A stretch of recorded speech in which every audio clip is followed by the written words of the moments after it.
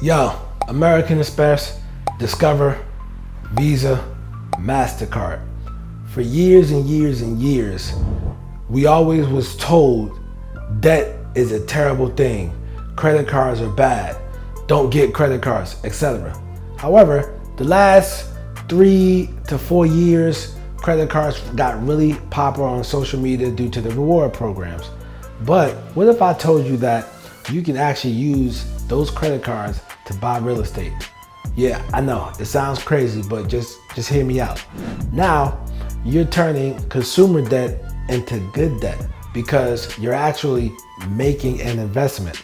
The crazy thing, one of my lenders who lends on my deals, who actually I bought this house from, he told me back in the 80s and early 90s, he used to transfer money from his credit card and buy stock into Home Depot because he was an employee there and they got a discount on the stock prior to Home Depot going public in the late 90s. So let's say he's paying 5% for the credit card debt, right?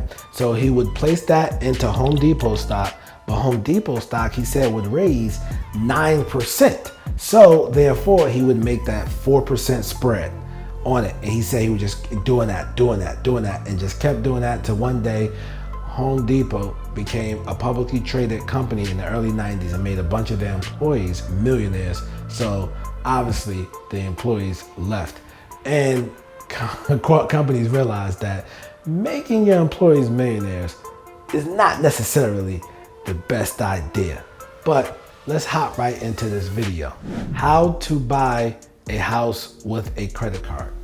Hopefully you are in the situation whereas you have credit cards already, or you have good credit and you have the ability to obtain credit cards. I personally think that you should have discipline, you should be responsible. So I encourage you to go out there and get credit cards. For those who stick around to the end of the video, I'm gonna walk through a transaction I did.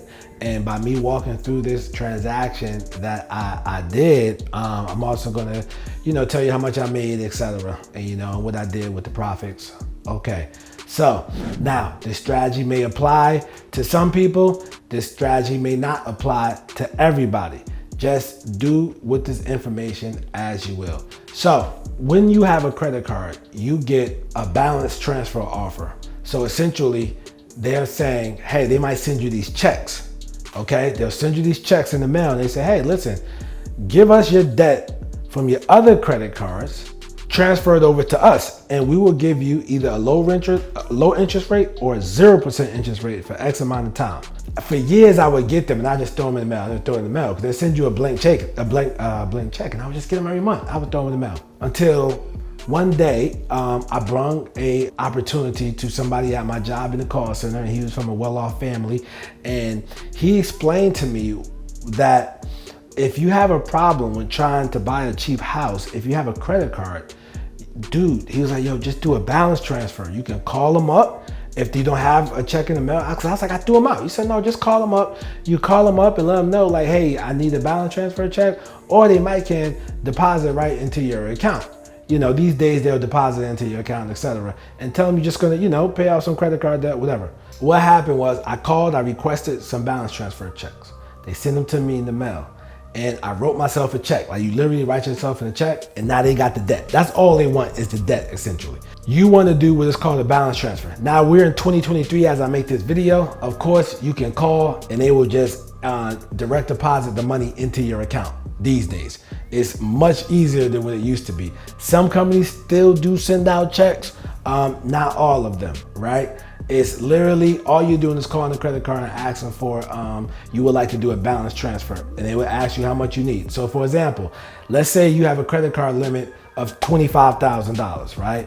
And let's say you need $20,000 to buy this house. You can call them up and say, hey, I need balance transfer. You guys got any promotions going on? They say, yeah, well, we got 1.99 APR over the year if you give us some debt. So, all right, I need $20,000 out of my $25,000. Great. They'll direct deposit the money into your account. Now you got $20,000 and you can do with it as you will. Please, this is an advanced strategy. I do not recommend somebody who does not have financial discipline to do this. This transaction I did, I found the house in Charlotte. This is years ago. You can't do this no more. You might can find land for these prices on the outskirts of Charlotte, but found a house in Charlotte for about $12,000. So I was short. And what I did was I called up my credit card company. They sent me a balance transfer check. I wrote myself a check for $10,000, right? Wrote myself a check for $10,000, put it into my account, and it cleared, right? Then what I would do is I went and I bought the house, wired in the money. I own the house. So I got the tenants out, right? I got the tenants out the property, and then I went and sold that property for $20,000. Silly me. I should have kept the credit card debt, got the tenants out, man, just paid the credit card bill, but struggled to keep the house. Cause that same house today, the dirt is probably worth about $180,000, just the dirt, that same exact house.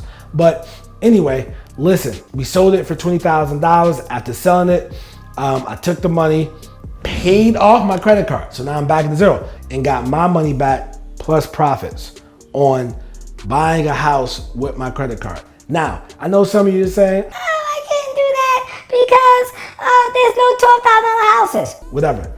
You can use that money for a down payment. You can use that money to renovate a property, which I've done multiple times earlier on in my real estate career.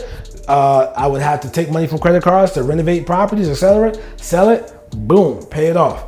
Until I got with the right team members and they told me like, yo, listen, you got to keep your personal and your business separate. So go get business credit cards because you can't be running rehabs on these personal credit cards. But anyway, that's what I did, right? Until I learned to do better.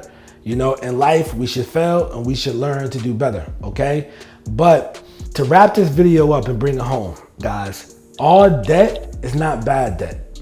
You're not scared to get a car loan, but you're scared to advance yourself and to invest into a hard asset like real estate. So guys, what I'm telling you, fear the car loan and buy the asset at a deep discount because that's what's going to make you money.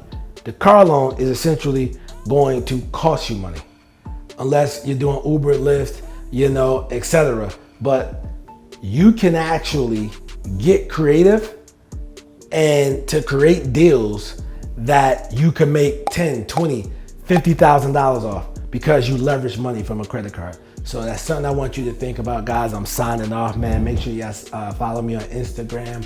Watch the video I put up next to me, man. This is actually the first time I covered this, man.